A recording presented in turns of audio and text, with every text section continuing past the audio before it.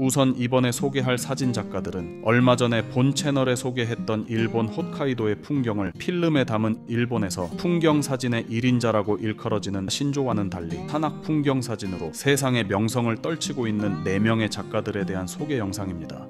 첫 번째로 소개할 사진가는 시라카와 요시카즈입니다.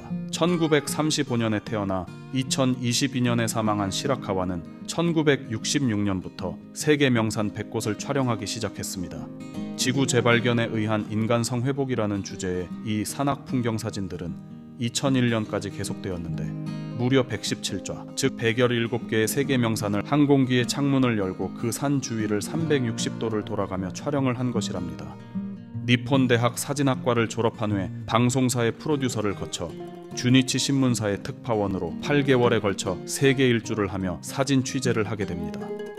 여기서 71년에 탄생한 것이 사진집 히말라야이고 이후 지구가 지니고 있는 아름다움이나 신비함, 장엄함을 추구한 시리즈인 지구 발견에 의한 인간성의 회복이라는 타이틀의 시리즈를 전개해 나갑니다. 이 공로로 국제연합 우정국으로부터 일본인 최초로 기념우표 12장이 발행되었습니다. 그의 명산 100 시리즈는 에베레스트로 시작해 100번째인 일본 후지산으로 끝을 맺습니다. 이 사진가의 사진 특징 중 하나는 복사용 초밀입자 필름과 붉은색 필터를 사용해 검게 빛나는 사진들을 제작했는데 기존 일본 풍경 사진의 주류를 차지하던 살롱풍의 사진에서 완전히 다른 이미지를 보여주었다고 평가됩니다. 저의 경우는 컬러 필름의 경우 ISO 25인 코닥의 액타크롬 25를 오래전에 즐겨 사용한 적이 있습니다. 바로 이 사진들입니다.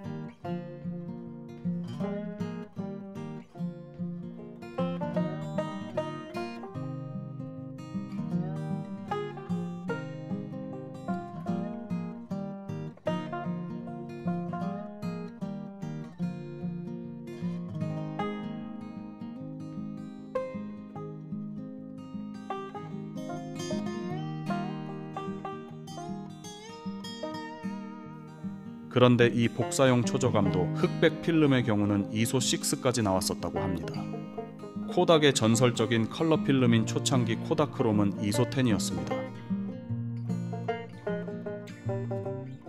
그의 인생을 바꾼 것은 62년 스위스에서 리펠 호수에 비치는 아침 노을의 마테호른을 본 이후이다. 지구상에 이런 대단한 풍경이 있나 하고 감탄을 하고 평생에 걸쳐 찍어야겠다고 결심했다고 한다. 그리고 귀국 즉시 회사에 사표를 내고 현지로 다시 돌아갔다. 또한 히말라야 K2도 정상을 비행기로 촬영하는 허가가 난 것은 세계에서 유일했다고 한다. 그렇기 때문에 그의 사진은 모두 전인미답의 사진인 것이다. 인간은 지구에 살고 있는 것이 아니라 살라고 허락받은 것일 뿐이다. 그러므로 이 하나밖에 없는 지구를 가꾸고 아껴나가며 후손에게 물려주어야 할 의무가 있다.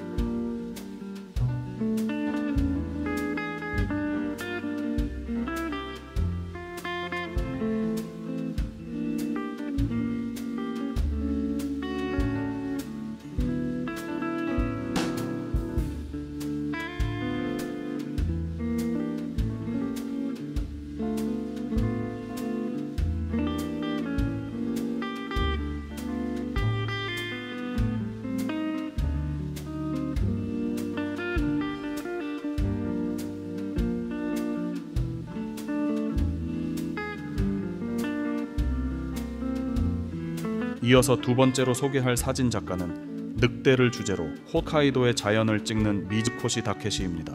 그는 38년생으로 적지 않은 나이인 1999년에 일전에 키무라 이헤이와 함께 소개했던 도몬켄 사진상을 수상했습니다. 미즈코시 다케시는 색에 대한 강한 고집이 있다고 알려진 사진가입니다. 이는 그가 오랫동안 사용해온 코닥의 코다크롬의 색에 대한 애착이라고도 할 수 있습니다. 그런 그의 추억은 코다크롬이 사라지고 디지털 시대가 된 지금도 연면이 이어지고 있다고 합니다. 풍경 사진 촬영에서 매우 중요한 것은 질감을 내는 것이라고 역설하는 미즈코시는 사진은 역시 질감으로 보여준다는 것이 매우 중요한데, 특히 자연 사진은 색깔이 예쁘다던가 그런 게 아니라 질감을 보여주는 게 훨씬 중요하다고 강조합니다. 흑백은 심상적인 것을 표현하기 쉬운 반면 컬러는 사회에 대한 메시지를 포함하는 다큐멘터리에 적합하다고 말합니다.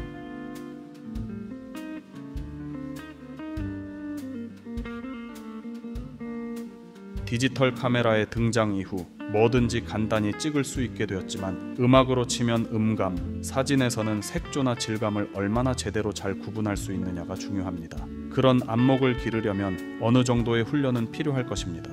예를 들어 장르를 막론하고 좋은 그림이나 사진을 보는 것이지요. 세바스티안 살가도와 같은 자연을 파악하는 방법도 있습니다. 그가 피사체를 향해 다가가는 의지나 열정에 자극을 받습니다. 그런 것들을 내 안에서 살리려 노력합니다. 물론 그가 만들어낸 이미지를 흉내내고자 하는 것은 절대 아닙니다. 참고로 세바스티안 살가도는 보도사진가로 알려져 있지만 한편으로는 같은 컨셉으로 자연 풍경에도 렌즈를 겨누고 있었습니다. 풍요로운 자연의 산을 단순히 아름다운 풍경으로만 보고 싶지 않습니다. 다채로운 자연으로 이루어진 집합체로서의 산을 보고 싶습니다. 생물의 다양성이 우선일 것. 그게 실감나게 느껴지며 다만 아름답다는 것뿐만 아니라 그런 의식을 갖고 자연을 둘러보는 것은 풍경사진 촬영에 있어서 자연을 대하는 매우 중요한 태도인 것입니다.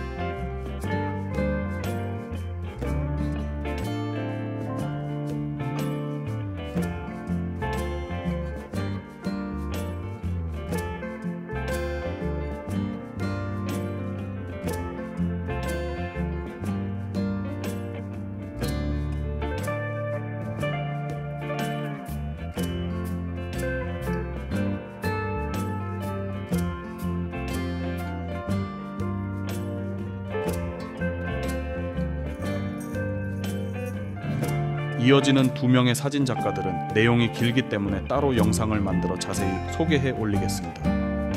그러므로 본 영상에서는 간단히 양력과 대표적 작품 소개에 그치려고 합니다. 필자가 정말 존경할 수밖에 없는 1988년생의 우에다 유키라는 젊다면 젊은 사진가입니다. 88년은 88 한일 올림픽이 열리던 해이기도 했지만 제가 대학 1학년 때 일본에서 그해 발매한 니콘 FM을 남대문에서 신품으로 구입한 카메라를 메고 일본 유학 시절에 거리 스냅을 촬영했던 시기이기도 합니다. 당시에 찍었던 사진 몇 장 소개하겠습니다. 우에다 유키는 극지를 여행 탐험하면서 극한의 풍경 사진을 찍는 일본 사진작가로 오늘날 세계적 명성을 얻고 있습니다.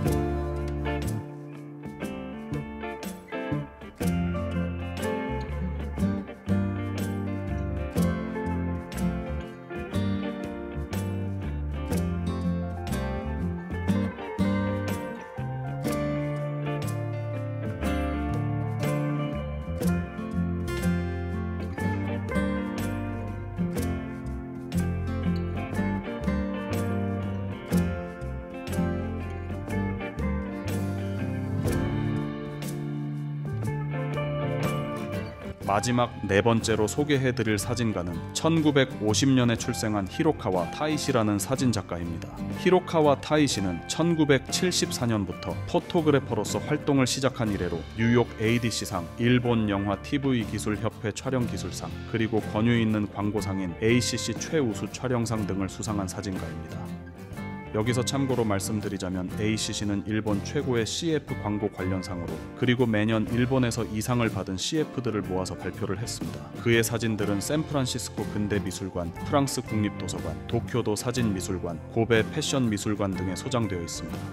또 그는 몇몇 영화의 촬영 감독을 맡기도 했으며 광고 사진과 TV 광고 등에서 활약하는 한편 현재는 동경공예대학 교수로 재직 중입니다. 그는 풍경사진, 장노출 사진뿐만 아니라 인물 사진도 찍었는데 대표적인 것이 재즈계의 제왕이라고 불리는 마일즈 데이비스의 인물 사진입니다. 이 사진입니다.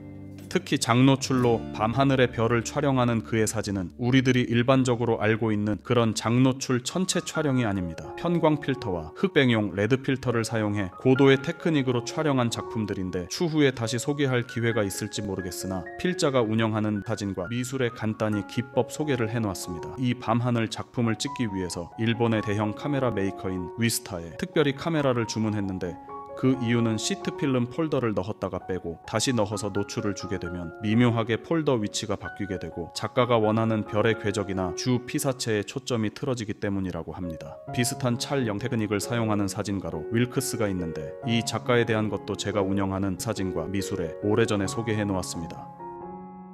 오랜 시간 시청해 주셔서 감사합니다. 구독과 좋아요 클릭도 부탁드립니다.